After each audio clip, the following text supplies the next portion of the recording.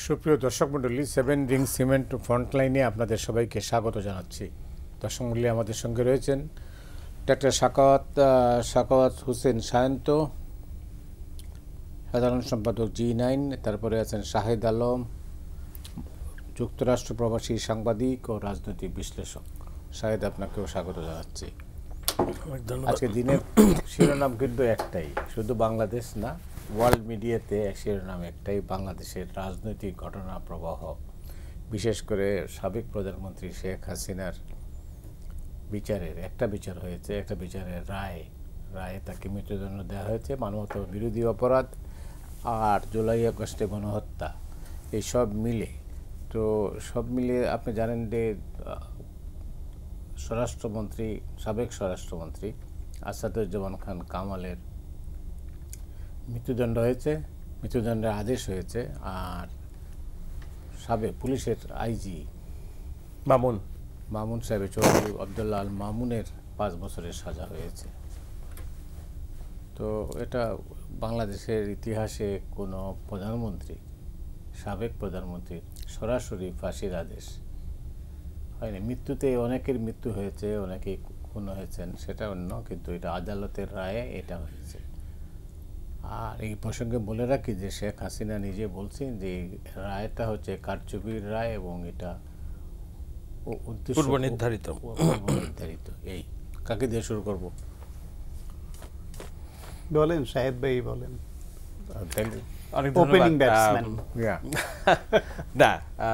মতি ভাই, শ্রদ্ধেয়, আপনাকে অনেক ধন্যবাদ আমাকে কথা বলতে দেওয়ার জন্য। এবং আজকে কথা বলতে হবে এই বিষয়ে, খুব সেন্সিটিভ, স্পর্শকাতর বিষয়। আপনি আমার কাছে যেহেতু জানতে চেয়েছেন, আমি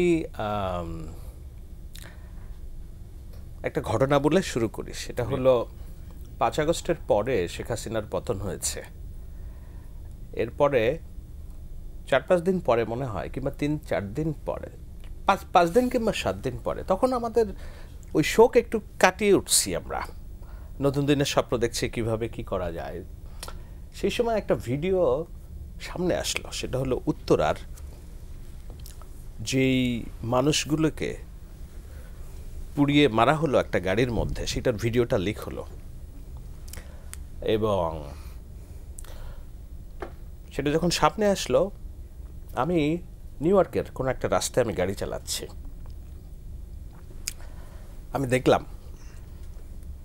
দেখে অর্কর একটা গান আছে, বিপ্লবী গান, মুক্তির মন্দির সোপানো তলে কত প্রাণ হলো বলিদান, লেখা আছে অশ্রু জলে। এটা ননস্টপ রিপিটেডলি আমি শুনতেছি, আর আমি গলা ছেড়ে কাঁদছি, একদম গলা ছেড়ে কাঁদছি। আচ্ছা, এই কান্না কেউ শোনে নাই, দেখে নাই। ওই সময় আমার লন্ডন প্রবাসী এক বন্ধু আমাকে ফোন দিল। তিনি আমাদেরই সহযোগী ছিলেন, এখন এনসিপির কেন্দ্রীয় নেতা। উনি যখন ফোনটা দিছেন, আমি ফোনটা ধরে আমি কথা বলছি না, আমি কাঁদছি, অজরে কাঁদছি। তখন সেও আমার সাথে কাঁদলো, হাউমাউ করে আর কি। কেন বললাম এই গল্পটা? সেটা হলো যে আমাদের সামনে যে দুর্বিষহ অবর্ণনীয় দৃশ্যমালা রচিত হয়েছে, যে আর কুশীলব শেখ হাসিনা, অস্বীকার করার কোনো উপায় নেই। পিতার সামনে তার পুত্রের মৃত্যু, একজন বন্ধু তার খোড়া গুলি লাগা বন্ধুকে টেনে নিয়ে লুকানোর চেষ্টা করছে, কিন্তু সেখানেও গুলি করা হচ্ছে। এই ধরনের নানান দৃশ্যের অবতারণা হয়েছে। শুধু এটি আমাদের জুলাই, কিন্তু জুলাই তো শুধু একলা না। শেখ হাসিনার 17 বছরের শাসনামলে বিএনপি নামক রাজনৈতিক দলটির কত অগণিত নেতাকর্মী গুম হয়েছে। ইলিয়াস আলীর স্ত্রী এখনও অপেক্ষা করে আছে তার স্বামী ফিরবে। সানজিদা তুলির মায়ের ছবি আমি দেখেছি, সে যে সংগঠন করেছে মায়ের ডাক, ওই একটা থেকে, সুমন তুই কোথায়, মায়ের যে ডাক, সেটার অ্যাপিল। এটা তো বিএনপির উপর নির্যাতন। বেগম খালেদা জিয়া 2 কোটি টাকার আত্মসাতের মামলা, যেটি তিনি খরচ করেননি, একটা অ্যাকাউন্ট থেকে আরেকটা অ্যাকাউন্টে টাকাটা ছিল, সেই অপরাধে তাকে সাজা দেওয়া হলো এবং এমন জায়গায় রাখা হলো 2 বছরের অধিক সময় যেন তিনি পঙ্গু হয়ে যান। তারেক রহমান, তাকে সাজা দেওয়া হলো দেশের বাইরে, তাকেও পঙ্গু করে দেওয়া হলো। কোকো অলমোস্ট চিকিৎসার অভাবে দেশে ফিরতে না পেরে মারা গেলেন চোখের সামনে। এগুলো তো প্রতিহিংসার রাজনীতির পরম্পরা মতিউর রহমান ভাই। আজকে যখন এই রায়টা হলো, আমরা যারা পশ্চিমে থাকি আমরা কোনোভাবেই ক্যাপিটাল পানিশমেন্ট পছন্দ করি না। As an human rights worker আমি ক্যাপিটাল পানিশমেন্ট পছন্দ করি না, ফাঁসি। কিন্তু এর বাইরে আমি আবার যখন ভাবছি এর বাইরে আর কি বা রায় দেওয়ার ছিল, যেখানে জাতিসংঘের ফ্যাক্টস ফাইন্ডিং কমিটি প্রতিবেদন দিয়েছে, যেখানে মামুন রাজসাক্ষী হয়েছে। আপনারা জানেন একজন মাত্র রাজসাক্ষীর ভিত্তিতে এর আগে বাংলাদেশের অর্থাৎ পূর্ব পাকিস্তান যখন ছিল তখন জুলফিকার আলী ভুট্টোর স্বাধীনতার পরে বাংলাদেশের তাকেও কিন্তু একজন রাজসাক্ষীর উপর ভিত্তি করে ফাঁসি দেওয়া হয়েছিল 1978 সালে সম্ভবত। তো এই যে অপরাধ, সেই অপরাধের প্রেক্ষিতে যখন রায় হলো অনেকেই অনেক কথা লিখছে ফেসবুকে, আমি লিখি নাই।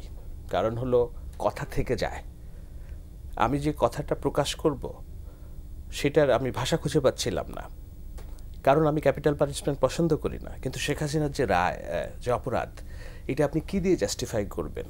প্রথম কথা, আমি আরেকটু সময় নেই, সেটা হলো তিনি তো এই কবরটা নিজেই খুঁড়েছিলেন। আমার মনে আছে সালাউদ্দিন কাদের চৌধুরী লিখেছিলেন যে মাননীয় আদালত আপনি এই ট্রাইব্যুনালটা কন্টিনিউ করেন, একদিন এই ট্রাইব্যুনালে শেখ হাসিনার বিচার হবে। আজকে তার বিচার হলে এই ট্রাইব্যুনাল তো এই সরকারের গঠন করা না, আমাদের গঠন করা না, এটা হচ্ছে শেখ হাসিনার গঠন করা। তো সেখানে তার এই রায় হলো। এখন আমি সবসময় বলছি যে মাইনাস শেখ হাসিনা আমি আওয়ামী লীগকে সমীহ করি, কিংবা মুক্তিযুদ্ধের প্রতি যাদের আস্থা আছে, শেখ মুজিবের প্রতি যার ইমান আছে, তাদের প্রতি আমার সমর্থন কিংবা সফট কর্নার আছে। আমার অস্বীকার করার কোনো যুক্তি নাই, কারণ আমি রাজনৈতিক সহাবস্থানে বিশ্বাস করি এবং সুস্থ ধারার রাজনীতির পক্ষে আমি সোচ্চার সবসময় কথাবার্তা বলি। এখন বলতে পারেন যে এই রায়টাই কি সব শেষ, এর মধ্যে দিয়ে শেখ হাসিনার ফাঁসি হয়ে গেল? না, হয়নি। শেখ হাসিনা ফাঁসির রায় দিয়ে গেছেন এটিএম আজহারুল ইসলাম, জামাত ইসলামের সাবেক আমির। বর্তমানে তিনি মুক্তি পেয়ে আবার রাজনীতি করছেন এবং তিনি শেখ হাসিনার ফাঁসির রায়টা উপভোগ করছেন। ফাঁসির রায় হয়েছিল লুৎফুজ্জামান বাবরের। তিনি বের হয়ে এসেছেন, বের হয়ে এসে আবার গণমানুষের কাছে রাজনীতি করছেন। সুতরাং রায় যে হয়েছে এটাই যে ধাতব্য, এটা না। কিন্তু আমি বিশ্বাস করি যে লুৎফুজ্জামান বাবর কারাগারে ছিলেন, বেরিয়ে এসেছেন। এটিএম আজহারুল ইসলাম কারাগারে ছিলেন, বের হয়ে এসেছেন। দেলোয়ার হোসেন সাঈদী কিংবা অন্যান্য যাদের ফাঁসি হয়েছে তারা তো বেঁচে নাই, বের হতে পারেন নাই। শেখ হাসিনা বাংলাদেশের মাটিতে নেই। এই ফাঁসির রায় নিয়ে তিনি বাংলাদেশের মাটিতে আবার কোনো দিন আসতে পারবেন আমি কোনোভাবে মনে করি না, কোনো অঙ্কেই আমি মনে করি না। কিন্তু আওয়ামী লীগের রাজনীতি থাকবে হয়তো। শেষ কথা হলো যে এই যে কবরটা শেখ হাসিনা খুঁড়েছিলেন, সেই কবরেই তাকে যাওয়ার জন্য যে রায় হলো, এটি আমি ব্যক্তিগতভাবে ফাঁসির আদেশ কিংবা ফাঁসি অপছন্দ করলেও এর কোনো ব্যতয় ছিল বলে আমার হিসাবে আসে না। অনেক ধন্যবাদ আপনাকে সায়ন্ত। আপনি কিভাবে দেখছেন? যে আপনাকে ধন্যবাদ, আর আলোচনার শাহেদ ভাই আছেন, আর যারা শুনছেন সবার জন্য শুভেচ্ছা রইল। আমারও শাহেদ ভাইয়ের মতোই একটা বিষয়ে আমারও একটু স্পর্শকাতরতা আছে, যে আমি সাংবাদিক শফিক রেহমানের ফলোয়ার এই বিষয়ে। আপনার নিশ্চয়ই মনে আছে তিনি মৃত্যুদণ্ড যুগে যুগে দেশে দেশে নামে একটা বই লিখেছিলেন অনেক আগে। তখন তিনি মৃত্যুদণ্ডের বিরুদ্ধে সারা পৃথিবীতে যে মুভমেন্ট হচ্ছে তার পক্ষে কাজ করতেন এবং আমাদের সঙ্গে কথা বলতেন এ নিয়ে, এবং কত মৃত্যুদণ্ডের রায় যে পরবর্তীতে ভুল প্রমাণিত হয়েছে সেটা ওনার বইতে আছে। সেই বিবেচনায় যখন জামায়াতের নেতাদেরকে ফাঁসির মাধ্যমে মৃত্যুদণ্ড কার্যকর করা হচ্ছিল, ওই সময় টেলিভিশন টকশোগুলোতে আমি ওই মৃত্যুদণ্ডেরও বিরোধিতা করেছি। তাদের তদন্ত বিচার প্রক্রিয়া সেটা প্রশ্নবিদ্ধ, সেটা অ্যাপার্ট ফ্রম দিস তাদের যে মৃত্যুদণ্ড কার্যকর হচ্ছে বা রায় হচ্ছে এই বিধানটা নিয়ে আমি তখন আপত্তি করেছি। ফলে আমি তো আজকে সে আপত্তির জায়গা থেকে সরতে পারি না। কিন্তু কথা হচ্ছে যেহেতু ক্যাপিটাল পানিশমেন্ট বাংলাদেশে এখনও বহাল আছে, পৃথিবীর 58টা দেশে এখনও মৃত্যুদণ্ড বহাল আছে, প্রায় 95-96টা দেশে উঠে গেছে। এই 58টা দেশের মধ্যে অনেক দেশে এখন আবার কার্যকর নাই, বিধান থাকলেও, কিন্তু বাংলাদেশে এটা বহাল আছে এবং কার্যকরও আছে। সেই বিবেচনায় আমি এটাকে মৃত্যুদণ্ড শব্দটা না বলে আমি বলি যে শেখ হাসিনার সর্বোচ্চ সাজা হয়েছে। বাংলাদেশের আইনে যে সাজা বিধান আছে তাতে তার সর্বোচ্চ সাজা হয়েছে। সর্বোচ্চ সাজা না হয়ে আর তার ব্যাপারে আর কোনো অপশন তো নাই। শেখ হাসিনাকে যদি 100 ইন্ডিভিজুয়াল মামলায় 100 বার সর্বোচ্চ সাজা, সেটা মৃত্যুদণ্ড, ফাঁসি যাই বলেন, সেটা দেওয়া হয়, তাহলে সেটা কম দেওয়া হবে। সে অপরাধ এত বেশি করেছে। আজকে আমরা খুব অল্পই ধরেন নিপীড়নের মুখে পড়েছি, হয়তো একটা প্রমোশন পাইনি, হয়তো কিছুদিন জেল খেটেছি, তার পতন না হলে হয়তো এখনো জেলে থাকতে হতো, আপনার এই টকশোতে হয়তো বসতে পারতাম না, আমি হয়তো দেশে আসতে পারতাম, আপনি দেশে আসতে পারতেন না, আপনাকেও হয়তো দেশ ছাড়তে হতো, সেটা হতে পারতো। কিন্তু আমাদের এই অল্প রাগ ক্ষোভ এটা ভোলা যায় যে ঠিক আছে আল্লাহ তো বিচার করেছে, বিতাড়িত হয়েছে।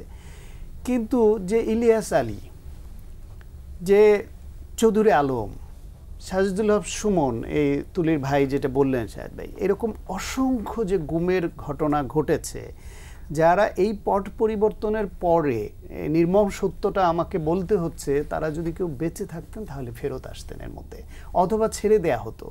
তার মানে যারা ফেরত আসেনি এখনও, বা আয়নাগর থেকে যারা বেরিয়েছেন তাদেরও আমরা পেয়েছি, তাদের বেলায় এখন এটা মোটামুটি সবাই মেনে নেওয়াটাই ভালো যে তাদেরকে শেখ হাসিনা বাঁচিয়ে রাখেনি।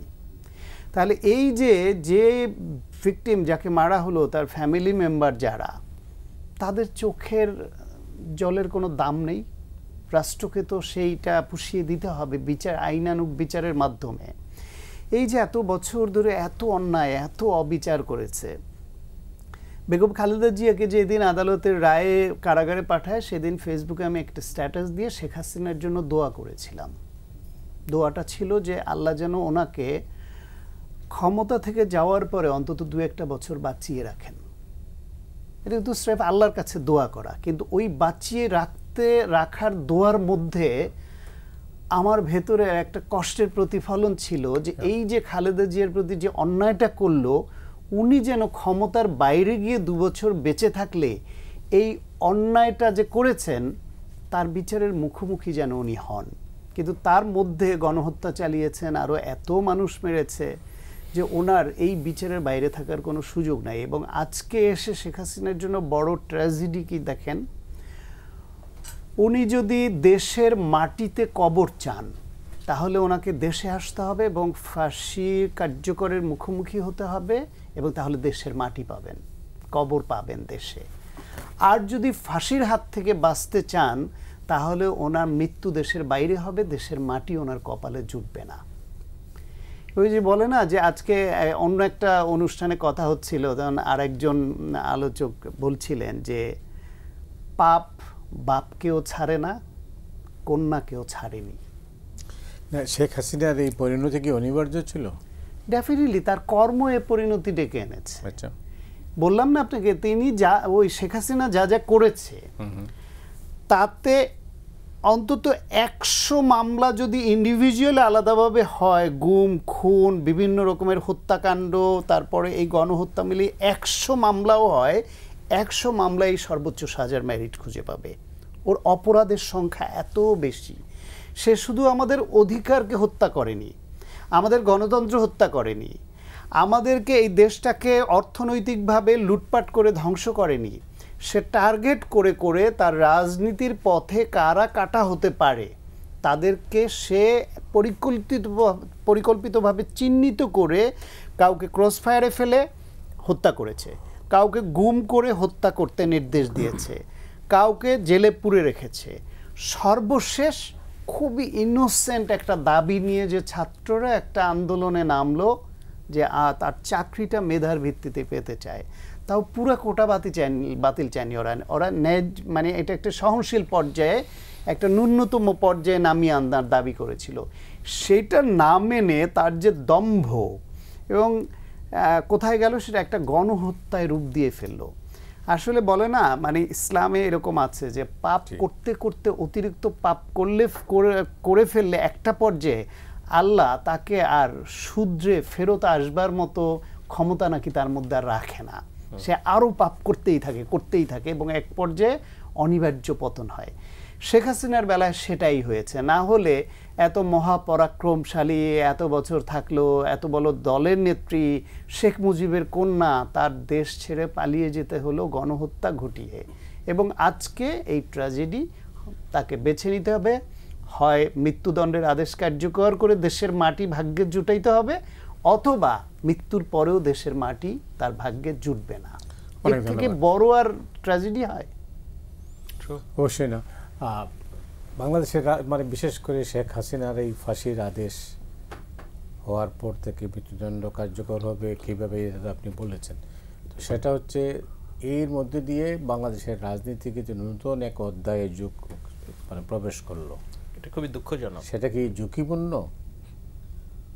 সেটা কীরকম ঝুঁকিপূর্ণ? বলি যে আমার একটা রাষ্ট্রের কাছে খুব বড় করে চাওয়া থাকবে। দেখুন, আজকে রাষ্ট্রের রায় ঘোষণার সময় কয়েকজন ভিকটিমের নাম বলেছে, সেখানে আমি শুনেছি আমার নামও বলেছে। আমি খুবই প্রিভিলেজড যে এই 17 নভেম্বর ঐতিহাসিক দিনে আমি বাংলাদেশের মাটিতে বসে আপনার সাথে কথা বলছি।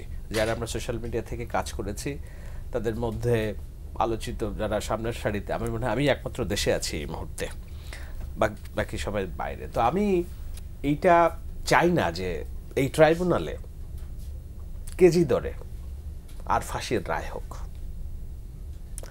বাংলাদেশের ফাঁসি কালচার থেকে উঠে আসুক, এটা হলো আমার চাওয়া। কেন চাওয়া? আপনি বলতে চাচ্ছেন এটাই শেষ ফাঁসি হোক? আমি বলছি যে আর ফাঁসির রায় না হোক। কেন চাওয়া? কারণ হলো একটা ফাঁসি কেবল আরও 2টা ফাঁসির প্রেক্ষাপট প্রতিহিংসা তৈরি করে। আপনি দেখেন, যেদিন কাদের মোল্লার ফাঁসির রায় কার্যকর হয় সেই দিন আমি ঢাকা কেন্দ্রীয় কার্যালয়ের সামনে, আমি জেল গেটে, লক্ষ লক্ষ কোটি মানুষ লাইভ দেখছে। সেই দিনও মনে হচ্ছিল যে না, কারণ আন্তর্জাতিক চাপ অনেক কিছু ছিল সেই সময় যেন ফাঁসিটা না হয়, বিকজ এটা বিচারিক হত্যাকাণ্ড হিসেবে অভিহিত করা হচ্ছিল।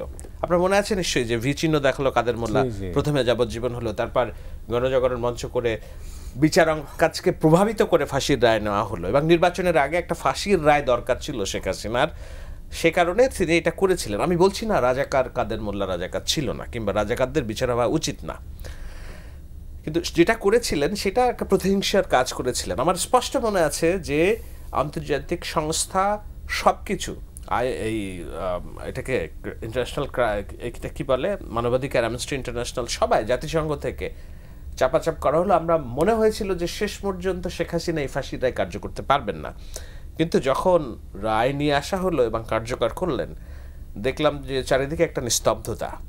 খুব অল্প মানুষ সে সময় উৎফুল্ল হয়েছিলেন। দেলোয়ার হোসেন সাঈদী কিংবা অন্যান্যদের, সালাউদ্দিন কাদের চৌধুরী ফাঁসির রায় কার্যকর করার পরে কিংবা রায়ের সময় আমরা দেখেছি, আমি সাঈদীর কথা বলছি না, আমি বলছি, আমি দুঃখিত নাম ভুলেছি, ওনার যে রায় হলো সেই রায়ের পরে তো দেশ জুড়ে নানান রকম, সেখানে শত শত মানুষকে হত্যাকাণ্ডের শিকার হলো গুলি করে। আমি যেটা বলতে চাচ্ছি সেটা হলো শেখ হাসিনা নির্বাচনে জয়ের জন্য, একটা রাজনৈতিক অর্জন করার জন্য বিচারিক হত্যাকাণ্ডের যে রেওয়াজ বাংলাদেশে চালু করেছিলেন, সেটাই রাজনৈতিক ফাঁসির প্রথম কালচার তিনি শুরু করেছিলেন। লুৎফুজ্জামান বাবর, এমনকি অন্যান্যদের যে ফাঁসির, কিচ্ছু না, শুধুমাত্র ভারতকে খুশি করার জন্য, প্রতিপক্ষ রাজনৈতিক দলকে কিভাবে দমানো যায় সেটার জন্য তিনি ফাঁসির প্রচলন করলেন। আজকে শেখ হাসিনার ফাঁসি দেওয়া হলো, এবং আমার মতো মানুষ যিনি জুলাইয়ের জন্য যুদ্ধ করেছে, 10-15 বছর ধরে গণতন্ত্রের জন্য ননস্টপ কথা বলেছি, আমি ঠিক তাদের মতো এতটা উৎফুল্ল না যতটা দেখলাম যে না জামাত শিবির এবং অন্যান্যরা এতটা উৎফুল্ল। তা এটা কি তার মানে কি একটা পক্ষ মানে প্রতিহিংসার যে রাজনীতি?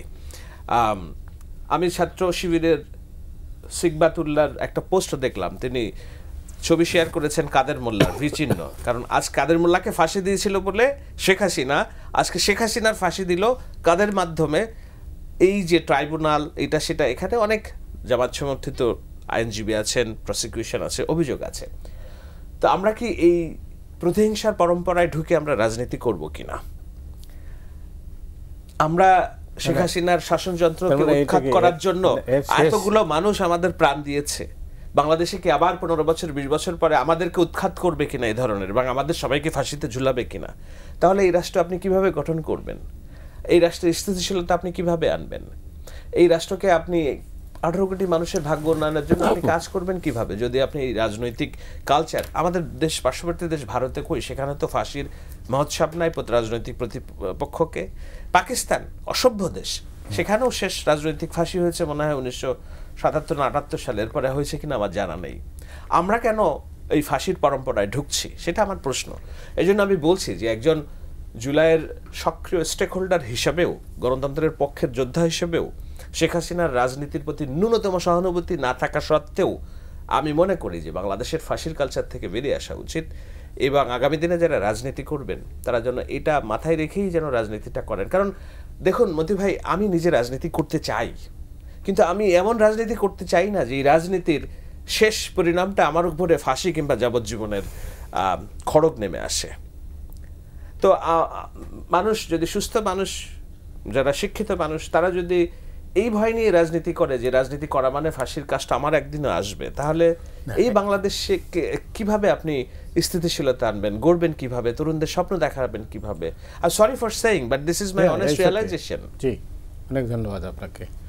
শান্ত, আপনি শুনলেন যে রাজনৈতিক স্থিতিশীলতাও কিন্তু একটা বড় ফ্যাক্টর আগামী দিনে বাংলাদেশ কীভাবে গঠন করবেন। এই সেই ওনার কথা হলো যে এই ফাঁসিটা এই জন্য শেষ ফাঁসি হয়, আর এটা জন্য বারবার এই জিনিসটা, তার মানেটা হলো স্পিরিটটা হচ্ছে, উনি এইটা বলেন না, এটা বলতে চাচ্ছেন যে আগামী দিনের রাজনীতি যেন এইরকম আর না হয় যে এই আবার ওই ফাঁসিতে ঝুলতে হবে, এই রাজনীতির অবসান।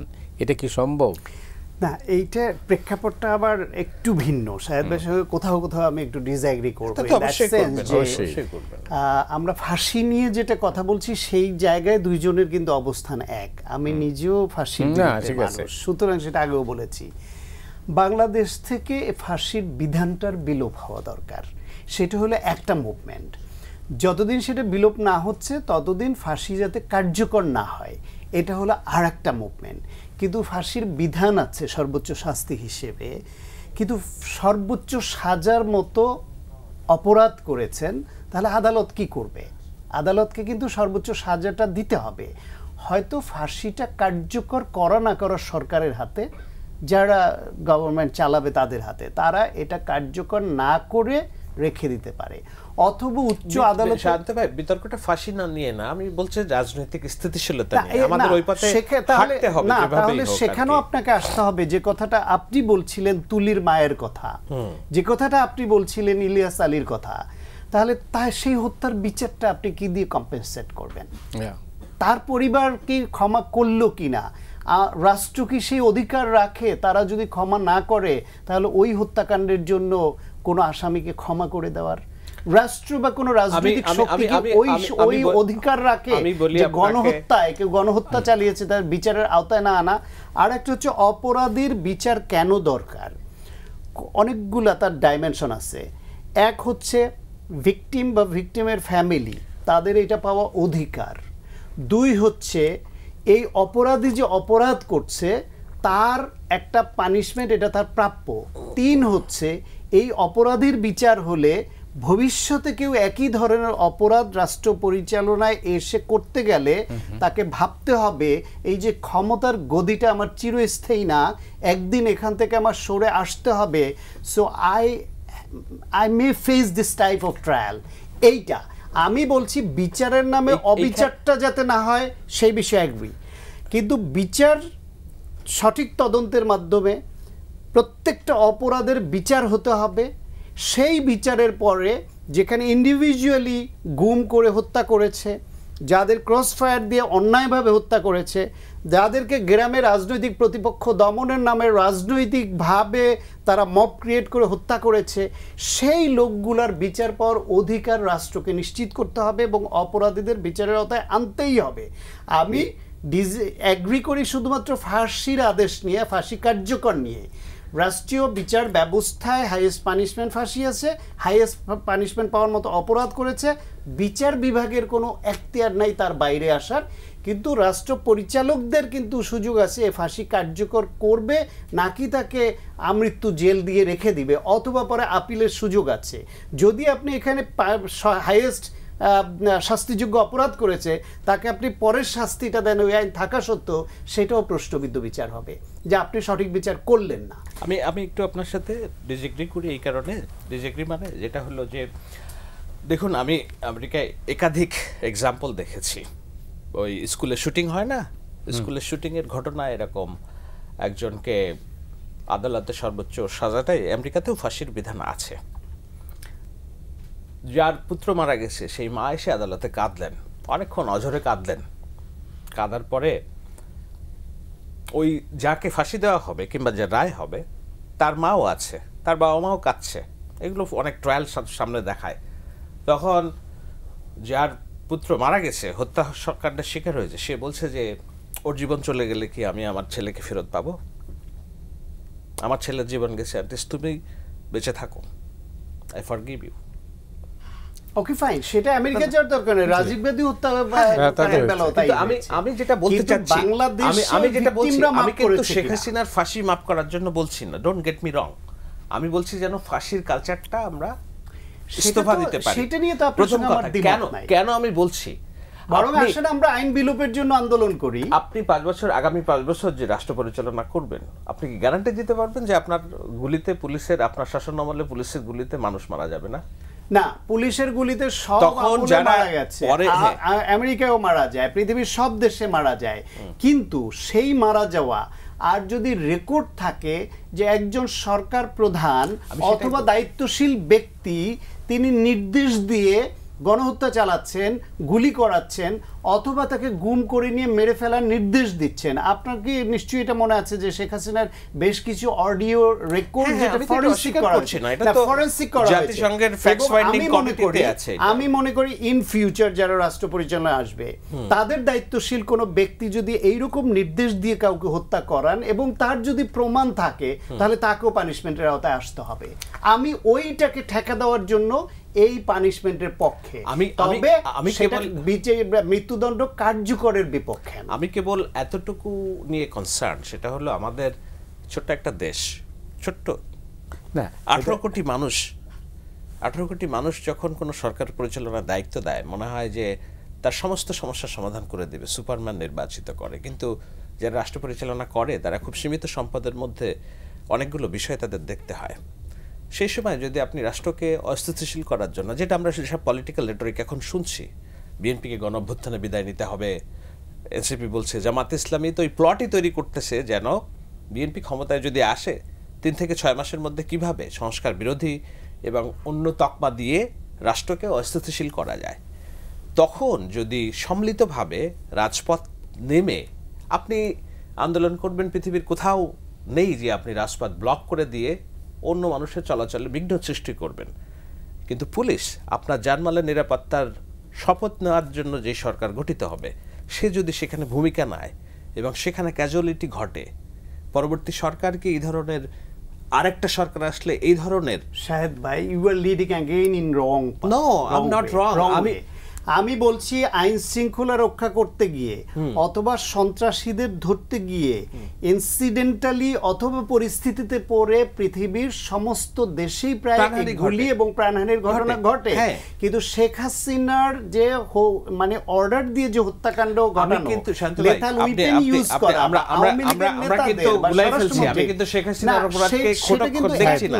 আমি বলছি বিচারটা যদি রাজনৈতিক প্রতিহিংসা আলোচনা করছি, কিন্তু চর্চা হয়ে যায়, তাহলে যে কোনো ঘটনাকে আপনি ওই মোড়কে ফেলতে পারবেন, সেটা আমার টেনশনের জায়গা। আমি আপনাকে পছন্দ করি বলে আপনাকে ব্যক্তিগত পছন্দ পারি বলে শান্ত আমি আসছি, শেখ হাসিনার বিচার নিয়ে আলোচনা করছি। আপনি ভিউয়ার আপনাকে ভুল রিড করতে পারে, আপনি যে না এখানে ভুল রিড করার কারণ নাই, কারণ হলো এটা দীর্ঘমেয়াদী আমি কথা এগুলোর বিরুদ্ধেই তো কথা বলছি আমি। ঠিক আছে, আপনি এটা বিরতিতে যাচ্ছি। দর্শক, সময় হলো বিরতি নেয়ার। বিরতির পর আবার শাহেদ আলম এবং সায়ন্ত সাখাওয়াতের বক্তব্য শুনবো। সে পর্যন্ত আমাদের সঙ্গেই থাকুন।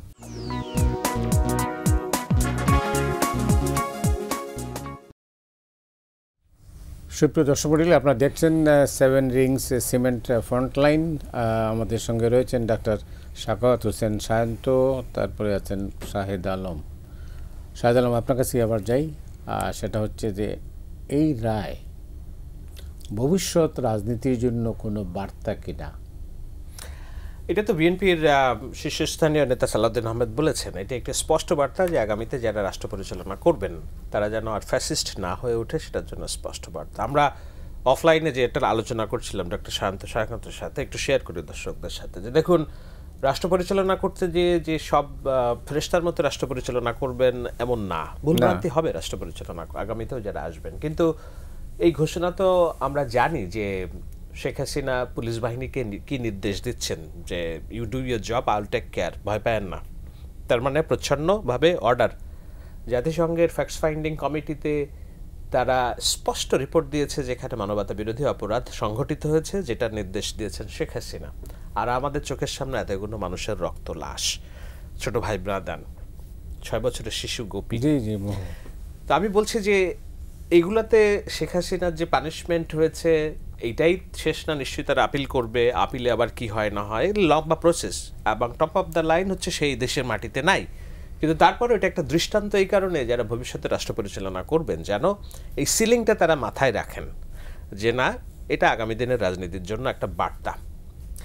এটাও আরেকটা বার্তা যে আওয়ামী লীগের এই রায় নিয়ে ধরেন আমাদের ভিতরে অনেক উৎকণ্ঠা ছিল, সাধারণ মানুষের উৎকণ্ঠা ছিল, দেশব্যাপী তছনছ হবে এটা সেটা। আজকে দেখুন, আমি আসতে যেও জ্যামে অনেকক্ষণ পড়ে গেছি ঢাকা শহরে, কোথাও কোনো ছিটেফোঁটা নাই। এর চেয়ে করুণ রাজনৈতিক পরিণতি আর কি হতে পারে একটা দলের জন্য, যেই দলের নেতৃত্বে বাংলাদেশ স্বাধীন হয়েছে বলে তারা দাবি করে।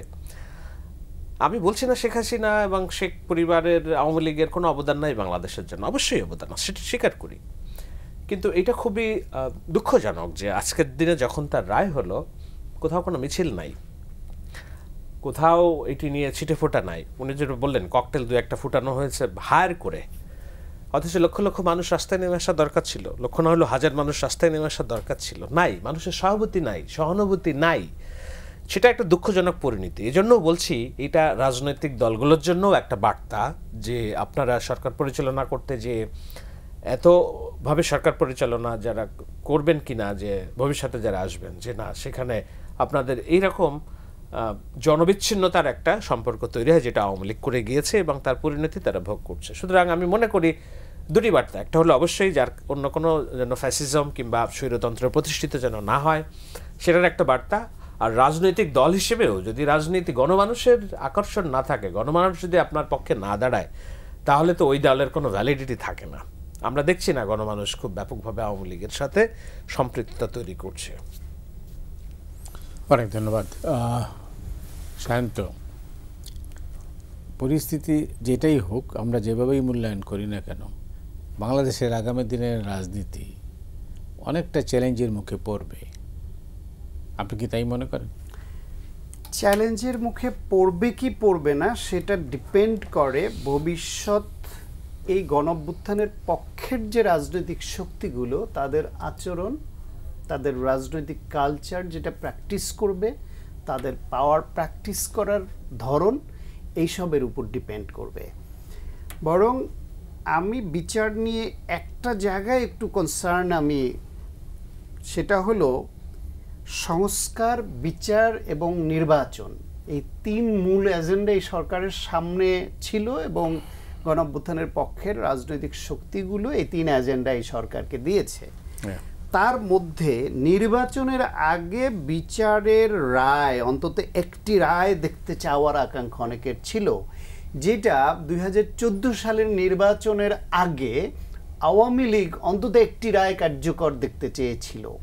সুতরাং যদি বিশেষ টাইম ফ্রেম দিয়ে যে এর আগের রায় দেখতে চায়, আওয়ামী লীগ কার্যকর করেছিল আর এরা অন্তত একটা রায় দেখতে চেয়েছে, সে রায় দেওয়া হয়েছে, ফলে এইখানে কিছু তাড়াহুড়া হয়ে গেছে কি না সেই দিকটা রিভিউর সময় মাথায় রাখতে হবে।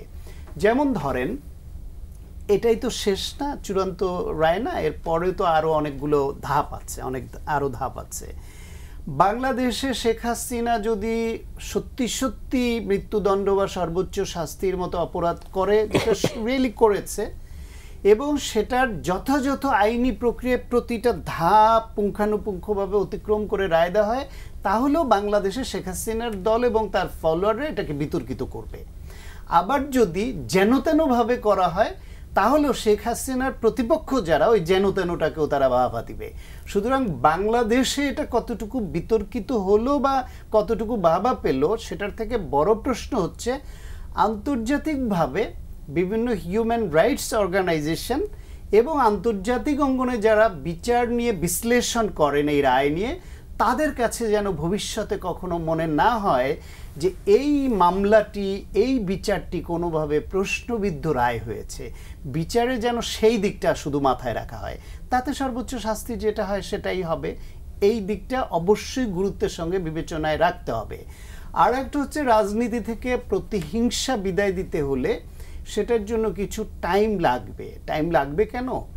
16 বছর ধরে এত অনাচার করেছে যারা ভিকটিম, তারা তো আজকে আমরা টকশোতে বলে তাদের আহ্বান জানাতে পারি ক্ষমা করে দেওয়ার, কিন্তু যার শরীর থেকে রক্ত ঝরেছে, যার বাবাটা খুন হয়েছে, যে সন্তানের, যে ভাইয়ের ভাই খুন হয়েছে, ওদের কষ্টটা তো আমরা এইখান থেকে বসে, আমরা যেন ওই পরিমাণে ভিকটিম হইনি, আমরা কিন্তু বুঝবো না।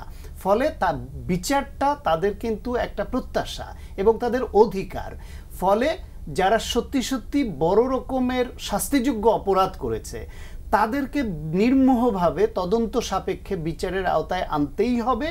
এর বাইরে শুধুমাত্র একটা দলকে সমর্থন করেছে বা দলের রাজনীতি করেছে, এই জন্য তাকে একঘরে করে রাখতে হবে, অচ্যুত করে রাখতে হবে, রাজনীতি করার অধিকার কেড়ে নিতে হবে, বা তার সঙ্গে আমার এই বিভেদ দীর্ঘমেয়াদী জিয়ে রাখতে হবে, যেটা আওয়ামী লীগ করতে চেয়েছিল, সেই একই কাজটা যেন ভবিষ্যৎ বাংলাদেশে না হয়। অনেক ধন্যবাদ শাহেদ আলম। সামনে একটা নির্বাচন, এই নির্বাচনে কি এই রায় কোনো প্রভাব ফেলবে? আমি অন্তত মনে করি না যে এই নির্বাচনে এই রায় প্রভাব পড়বে, কারণ শেখ হাসিনার যে সর্বোচ্চ সাজা হবে, এইটা মানে খোদ শেখ হাসিনাও মনে করে বসে আছে, তাই না? আওয়ামী লীগের লোকজনও মনে করে বসে আছে যে আর সাজা সর্বোচ্চটাই হবে।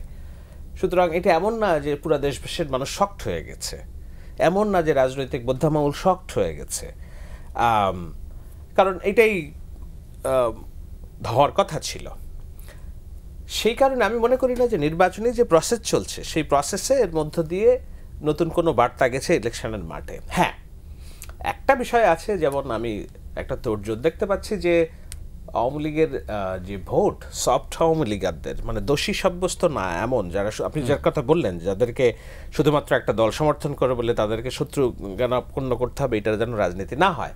তো এই দল যারা সমর্থন করে তাদের তো দলের কার্যক্রম এখন নিষিদ্ধ, এবং আমার বিশ্বাস কিংবা ধারণা যে এই দল হিসেবে আওয়ামী লীগের সাজার বিষয়টাও সরকার হয়তো একটা সিদ্ধান্ত দিয়ে যাবেন।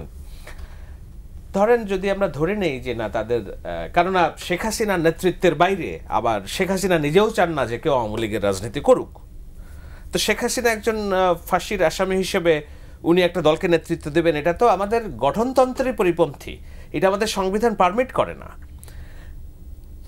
আমি মানে প্যাঁচগুলো কোথায় বুঝছেন? তো সেক্ষেত্রে আওয়ামী লীগের যারা রাজনীতি করতে চাইবেন, তাদের তো একটা ভোট সমাজে তাদের মূল্যবান আছে, তাদের মতামত মূল্যবান আছে, সেই ভোটটা কোন দিকে যাবে সেটা নিয়ে রাজনীতির একটা কাড়াকাড়ি আমরা দেখছি। বিএনপির তরফ থেকেও তাদেরকে বার্তা দেওয়া হচ্ছে যে তোমাদের উপর আমরা প্রতিহিংসার রাজনীতি করব না, মামলা তুলে নিব, তোমরা আসো। আব্দুল্লাহ তাহের বলছেন তোমরা আমার ভাই বাপ, আমাদের ভোট দাও। জামাতের সব এমপি ক্যান্ডিডেট বলছে যে আমাদের ভোট দাও, আমাদের একবার একটু সুযোগ দাও, দেখো আমরা তোমার শান্তি দেই কিনা, স্বস্তি দেই কিনা। একজন তো সহাবস্থান বলতে যে সহবাস বলে ফেলছেন, যে আমাদেরকে ভোট দিলে তোমরা সহবাস করতে পারবা। তো এই যে প্রতিযোগিতা, সেইটা আমরা দেখছি এখন ভোটের মাঠের প্রভাব যেটা আপনি বলছেন। আমি দেখি যে শেখ হাসিনার এই রায়টাকে ঘিরে মানে কতখানি এই রায়টাকে সেলিব্রেট করতে পারছে রাজনৈতিক দলগুলো এবং আওয়ামী লীগের ভোটারদের সামনে এটা জবাবদিহি করতে পারছে, সেটার হয়তো কিছু ইমপ্লিকেশন থাকবে। কিন্তু আমি এটা মনে করি না যে আওয়ামী সমর্থক ভোটাররা জামাত কিংবা বিএনপির সামনে এসে বলবে যে না তোমাদের ভোট দিব না কারণ তোমরা শেখ হাসিনাকে ফাঁসি দিয়েছো। 2% মানুষ হয়তো খুব বেশি কষ্ট পাচ্ছে, কিন্তু এর বাইরে সাধারণ আওয়ামী সমর্থকরা আমার মনে হয় না they want to move forward. তারাও শেখ হাসিনার এই অত্যাচার মেনে নেয় নাই তো, তাই না? আজকে যারা ফ্যাসিবাদের দোসর বলে সাজা পাচ্ছে, কারাগারে নিয়ে যাচ্ছেন, কালচারাল ফ্যাসিস্ট টাকা দিচ্ছেন, এগুলোর ইচ অ্যান্ড এভরিওয়ান তো ওই সময় রাজপথে নেমেছে শেখ হাসিনার বিরুদ্ধে। তো আজকে তাদেরকে আপনি সোসাইটিতে নিতে পারতেছেন না, বরঞ্চ তাদেরকে আরও দূরে ঠেলে দিচ্ছেন। দিস ইজ নট পলিটিক্স আর কি। আমি বলছি যে এই একেবারে যাদের হাতে রক্তের দাগ আছে কিংবা যারা এই শেখ হাসিনার শাসন ব্যবস্থার প্রত্যক্ষভাবে সুবিধাভোগী, তারা বাদে সাধারণ মানুষ আমার মনে হয় they want to move forward. এবং যারা রাজনীতি করছে তাদের কাছ থেকে সমীহ চায়, শ্রদ্ধা চায়, বিচক্ষণতা চায়। সেই বিচক্ষণতাটা কোন দল কতটুকু দেখাতে পারছে তার উপর নির্বাচনের প্রভাব কিছু এদিক ওদিক হতে পারে। আমি মনে করি না এটার কারণে ব্যাপক কোনো সমস্যা এবং সহিংসতা তৈরি হবে। ধন্যবাদ শান্ত। 5ই আগস্টের পরে মানে শেখ হাসিনার পতনের পরে বাংলাদেশের রাজনীতিতে বিশেষ করে আওয়ামী লীগ তার অস্তিত্ব সংকটে পড়েছিল। সেই সংকট এখনও কাটায়নি, কাটিয়ে উঠতে পারেনি। এই রায়ের মধ্য দিয়ে আওয়ামী লীগ কি আরও অস্তিত্ব সংকটে পড়ল? ডেফিনেটলি পড়লো, এবং এই সংকটটা যে আরো বাড়বে তার মূলে শেখ হাসিনা নিজেই। এই শেখ হাসিনা যদি 14 সালের নির্বাচনটাকে ওইভাবে না করে বিনা ভোটে না থাকতো 5 বছর, তাহলে কিন্তু এই দেশ থেকে তাদের বিতাড়িত হতে হয় না। এমনকি 18 সালের নির্বাচনটা যদি সুষ্ঠুভাবে করে তারা পরাজিত হয়ে প্রধান বিরোধী দলও থাকতো, প্রতিপক্ষ কোনো রাজনৈতিক শক্তি রাষ্ট্র পরিচালনার দায়িত্বে আসতো, তাহলে কিন্তু 5 বছর পর ঘুরে ফিরে আবার আওয়ামী লীগ হয়তো আসতো। তো সেই হিসেবে এই দলটাকে শেখ হাসিনাকে ভার্নারেবল করেছে এত বছর ধরে তার এই এক নায়কতন্ত্র কায়েম করতে গিয়ে, মাফিয়াতন্ত্র কায়েম করতে গিয়ে।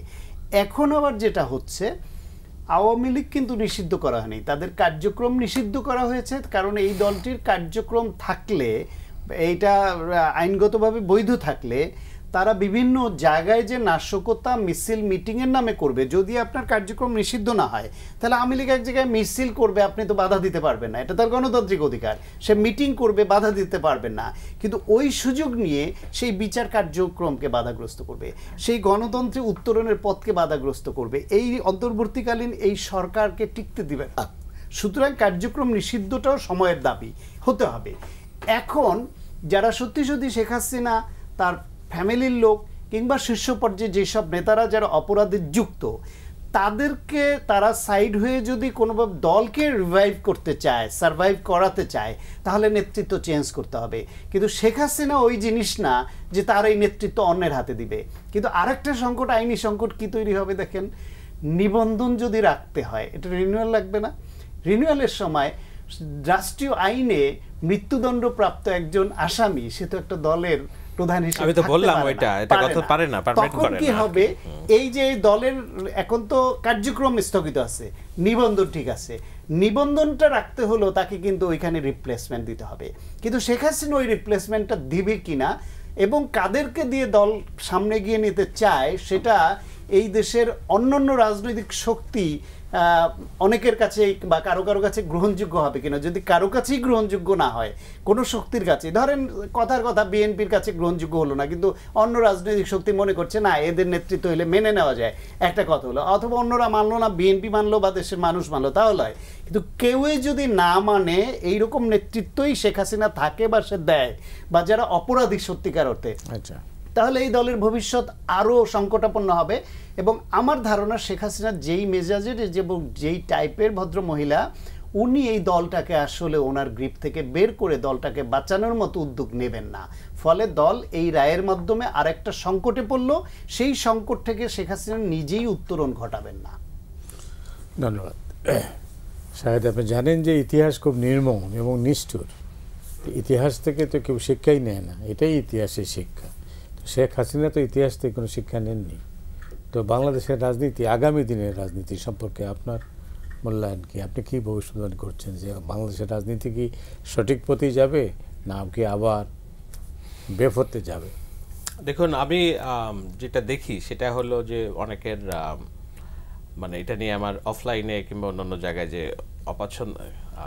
অপছন্দ করেন অনেকে। আমি দেখি যে আওয়ামী লীগের শেখ হাসিনার অপরাধের কারণে বাংলাদেশের রাজনীতির ব্যালেন্স নষ্ট হয়ে গেছে। আমাদের রাজনীতি ইমব্যালেন্স অবস্থায় আছে। ইমব্যালেন্সটা কি? সেটা হলো যে আপনাকে সবার আগে রাজনৈতিক প্রতিপক্ষ দেখার আগে আপনাকে বাংলাদেশ দেখতে হবে।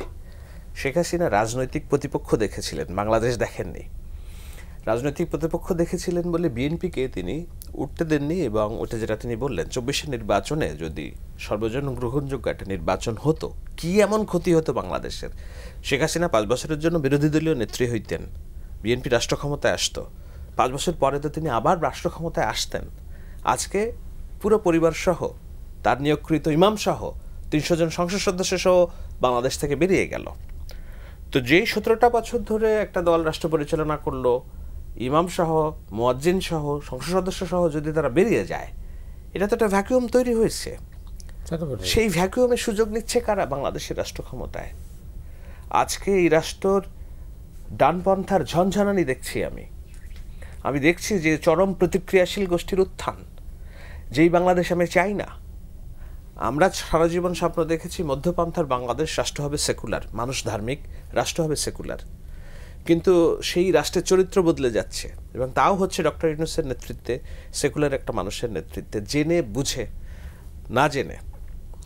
আগামী দিনের যে রাজনীতি হবে, ধরুন জামায়াতে ইসলামী, আমি বলছি না জামায়াতে ইসলামীর প্রতি আমার রাগ নেই, কিন্তু খুব সহজ ভাষায় যদি আমি বলি, যারা প্রধান বিরোধী দল হয় তারা 1 স্টেপ বিহাইন্ড টু সরকারি দল।